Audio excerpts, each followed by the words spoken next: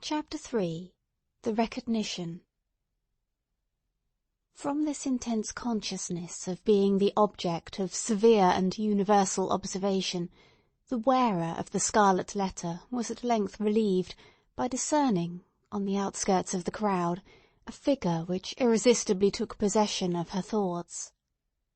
An Indian in his native garb was standing there, but the red men were not so infrequent visitors of the English settlements that one of them would have attracted any notice from Hester Prynne at such a time, much less would he have excluded all other objects and ideas from her mind.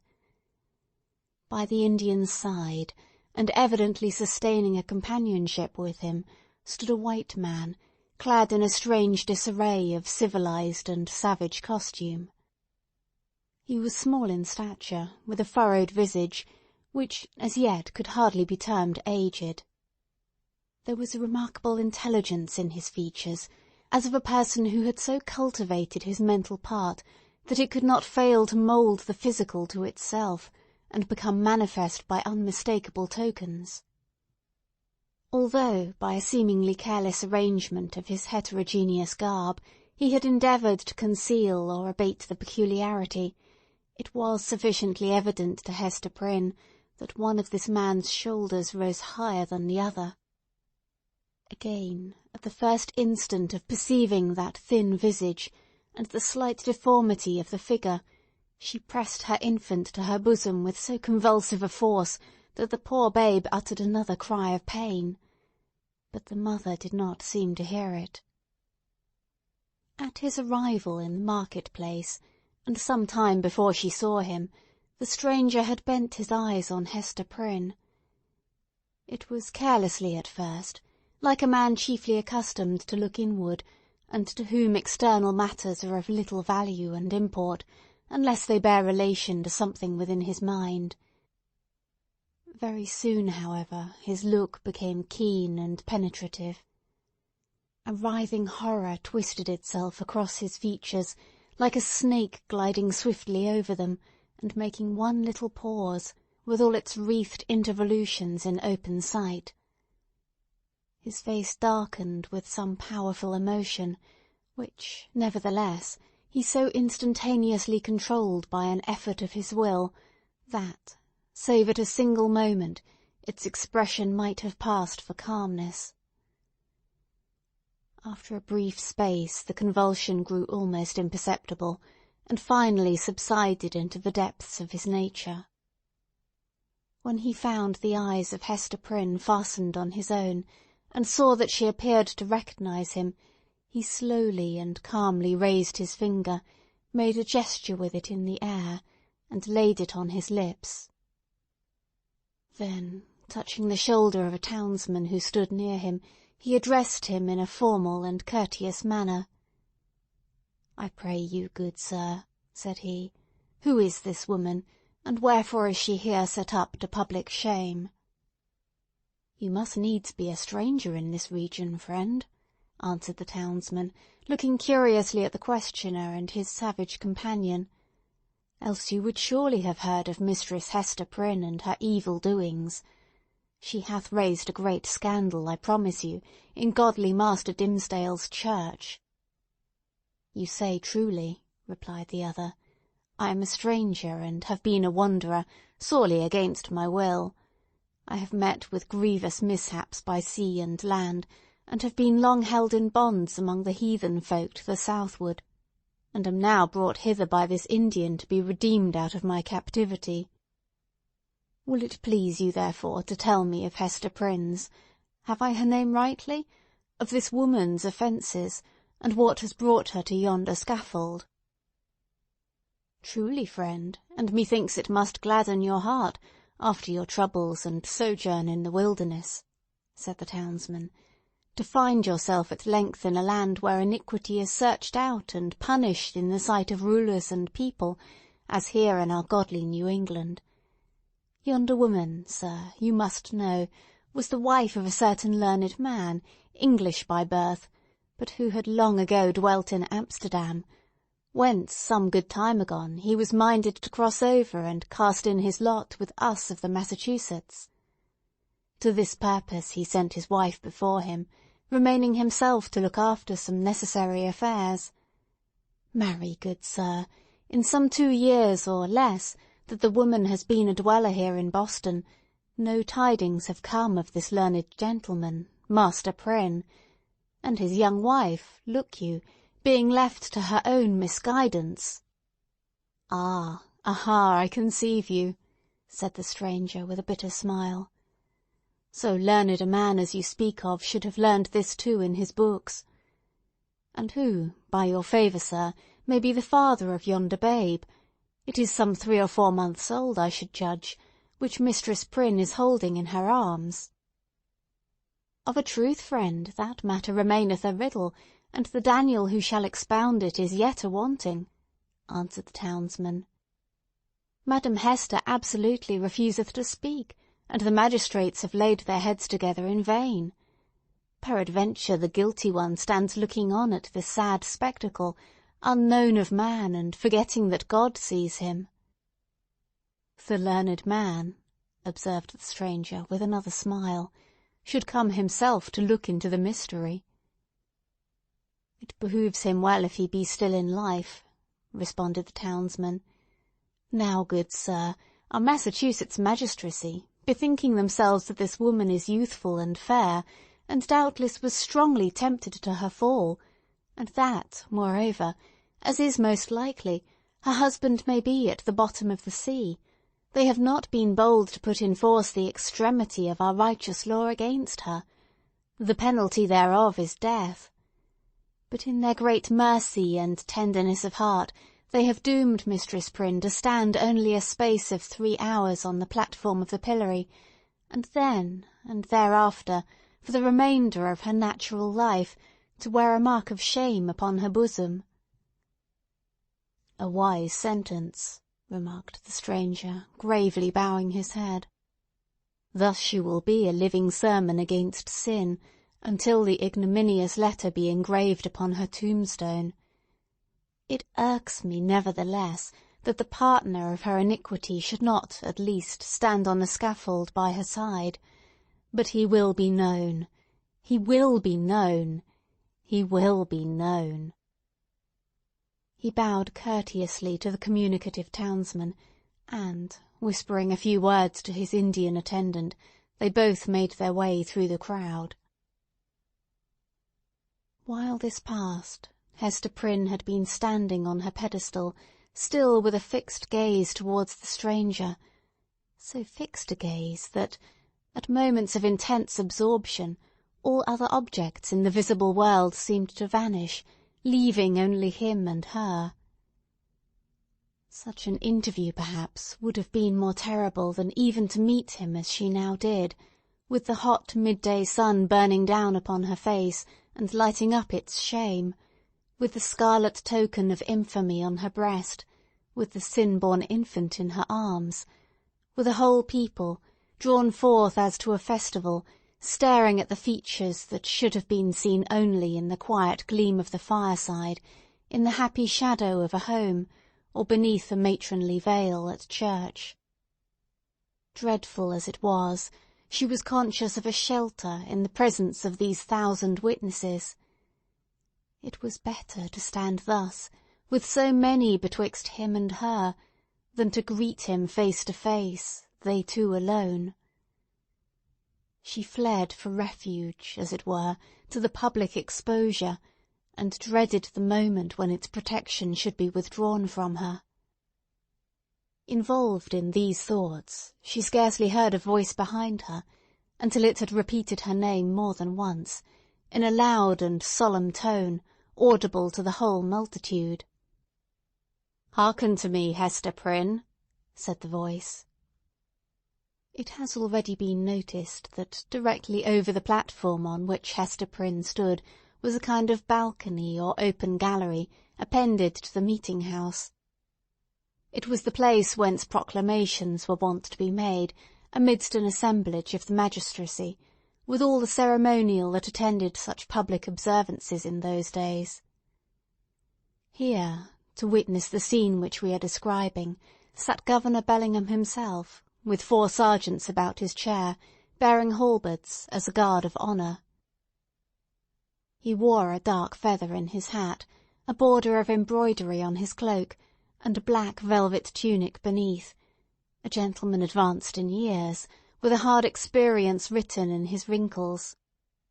He was not ill-fitted to be the head and representative of a community which owed its origin and progress, and its present state of development, not to the impulses of youth, but to the stern and tempered energies of manhood and the sombre sagacity of age, accomplishing so much precisely because it imagined and hoped so little.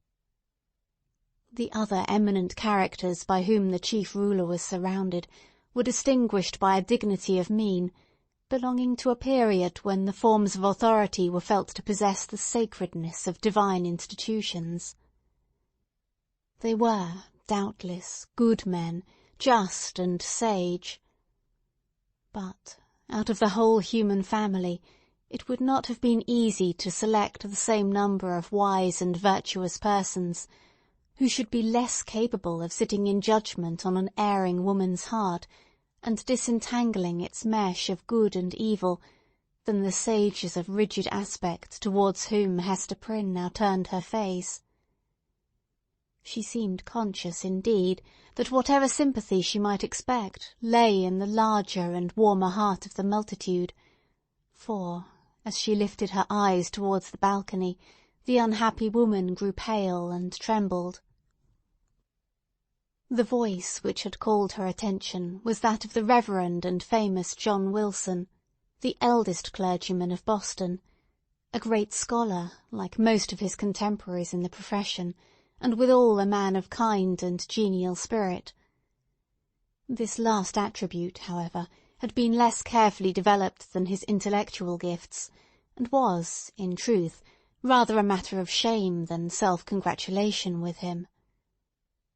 There he stood, with a border of grizzled locks beneath his skull-cap, while his grey eyes, accustomed to the shaded light of his study, were winking, like those of Hester's infant, in the unadulterated sunshine. He looked like the darkly engraved portraits which we see prefixed to old volumes of sermons, and had no more right than one of those portraits would have to step forth, as he now did, and meddle with a question of human guilt, passion, and anguish. "Hester Prynne," said the clergyman, "I have striven with my young brother here, under whose preaching of the word you have been privileged to sit." Here Mr. Wilson laid his hand on the shoulder of a pale young man beside him. "I have sought, I say, to persuade this godly youth that he should deal with you, here in the face of heaven, and before these wise and upright rulers, and in hearing of all the people, as touching the vileness and blackness of your sin.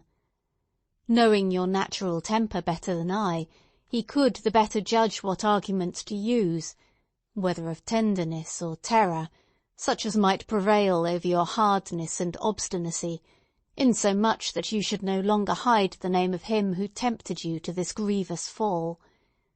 But he opposes to me, with a young man's over-softness, albeit wise beyond his years, that it were wronging the very nature of woman to force her to lay open her heart's secrets in such broad daylight, and in presence of so great a multitude. Truly, as I sought to convince him, the shame lay in the commission of the sin, and not in the showing of it forth. What say you to it, once again, Brother Dimmesdale? Must it be thou or I that shall deal with this poor sinner's soul?" There was a murmur among the dignified and reverend occupants of the balcony, and Governor Bellingham gave expression to its purport, speaking in an authoritative voice, though tempered with respect towards the youthful clergyman whom he addressed. "Good Master Dimmesdale," said he, "the responsibility of this woman's soul lies greatly with you. It behooves you, therefore, to exhort her to repentance and to confession as a proof and consequence thereof." The directness of this appeal drew the eyes of the whole crowd upon the Reverend Mr. Dimmesdale, a young clergyman, who had come from one of the great English universities, bringing all the learning of the age into our wild forest land. His eloquence and religious fervour had already given the earnest of high eminence in his profession. He was a person of very striking aspect, with a white, lofty, and impending brow, large, brown, melancholy eyes, and a mouth which, unless when he forcibly compressed it, was apt to be tremulous, expressing both nervous sensibility and a vast power of self-restraint. Notwithstanding his high native gifts and scholar-like attainments, there was an air about this young minister, an apprehensive, a startled, a half-frightened look, as of a being who felt himself quite astray and at a loss in the pathway of human existence, and could only be at ease in some seclusion of his own. Therefore, so far as his duties would permit, he trod in the shadowy by-paths, and thus kept himself simple and childlike, coming forth, when occasion was, with a freshness and fragrance and dewy purity of thought, which, as many people said, affected them like the speech of an angel. Such was the young man whom the Reverend Mr. Wilson and the Governor had introduced so openly to the public notice, bidding him speak, in the hearing of all men, to that mystery of a woman's soul, so sacred even in its pollution. The trying nature of his position drove the blood from his cheek, and made his lips tremulous. "Speak to the woman, my brother," said Mr. Wilson. "It is of moment to her soul, and, therefore, as the worshipful Governor says, momentous to thine own, in whose charge hers is. Exhort her to confess the truth." The Reverend Mr. Dimmesdale bent his head in silent prayer, as it seemed, and then came forward. "Hester Prynne," said he, leaning over the balcony, and looking down steadfastly into her eyes, "thou hearest what this good man says, and seest the accountability under which I labour. If thou feelest it to be for thy soul's peace, and that thy earthly punishment will thereby be made more effectual to salvation, I charge thee to speak out the name of thy fellow-sinner and fellow-sufferer. Be not silent from any mistaken pity and tenderness for him, for believe me, Hester, though he were to step down from a high place and stand there beside thee, on thy pedestal of shame, yet better were it so than to hide a guilty heart through life. What can thy silence do for him, except it tempt him, yea, compel him, as it were, to add hypocrisy to sin? Heaven hath granted thee an open ignominy, that thereby thou mayest work out an open triumph over the evil within thee and the sorrow without. Take heed how thou deniest to him, who perchance hath not the courage to grasp it for himself, the bitter but wholesome cup that is now presented to thy lips." The young pastor's voice was tremulously sweet, rich, deep, and broken. The feeling that it so evidently manifested, rather than the direct purport of the words, caused it to vibrate within all hearts, and brought the listeners into one accord of sympathy. Even the poor baby at Hester's bosom was affected by the same influence, for it directed its hitherto vacant gaze towards Mr. Dimmesdale, and held up its little arms, with a half-pleased, half-plaintive murmur. So powerful seemed the minister's appeal, that the people could not believe but that Hester Prynne would speak out the guilty name, or else that the guilty one himself, in whatever high or lowly place he stood, would be drawn forth by an inward and inevitable necessity, and compelled to ascend the scaffold. Hester shook her head. "Woman, transgress not beyond the limits of Heaven's mercy," cried the Reverend Mr. Wilson, more harshly than before. "That little babe hath been gifted with a voice to second and confirm the counsel which thou hast heard. Speak out the name. That and thy repentance may avail to take the scarlet letter off thy breast." "Never," replied Hester Prynne, looking not at Mr. Wilson, but into the deep and troubled eyes of the younger clergyman. "It is too deeply branded. Ye cannot take it off, and would that I might endure his agony as well as mine." "Speak, woman," said another voice, coldly and sternly, proceeding from the crowd about the scaffold. "Speak, and give your child a father." "I will not speak," answered Hester, turning pale as death, but responding to this voice, which she too surely recognised. "And my child must seek a heavenly father. She shall never know an earthly one." "She will not speak," murmured Mr. Dimmesdale, who, leaning over the balcony, with his hand upon his heart, had awaited the result of his appeal. He now drew back with a long respiration. Wondrous strength and generosity of a woman's heart! She will not speak. Discerning the impracticable state of the poor culprit's mind, the elder clergyman, who had carefully prepared himself for the occasion, addressed to the multitude a discourse on sin, in all its branches, but with continual reference to the ignominious letter. So forcibly did he dwell upon this symbol, for the hour or more during which his periods were rolling over the people's heads, that it assumed new terrors in their imagination, and seemed to derive its scarlet hue from the flames of the infernal pit. Hester Prynne, meanwhile, kept her place upon the pedestal of shame, with glazed eyes and an air of weary indifference. She had borne that morning all that nature could endure, and as her temperament was not of the order that escapes from too intense suffering by a swoon, her spirit could only shelter itself beneath a stony crust of insensibility, while the faculties of animal life remained entire. In this state, the voice of the preacher thundered remorselessly, but unavailingly, upon her ears. The infant, during the latter part of her ordeal, pierced the air with its wailings and screams. She strove to hush it mechanically, but seemed scarcely to sympathise with its trouble. With the same hard demeanour, she was led back to prison, and vanished from the public gaze within its iron-clamped portal. It was whispered by those who peered after her that the scarlet letter threw a lurid gleam along the dark passageway of the interior. End of Section 6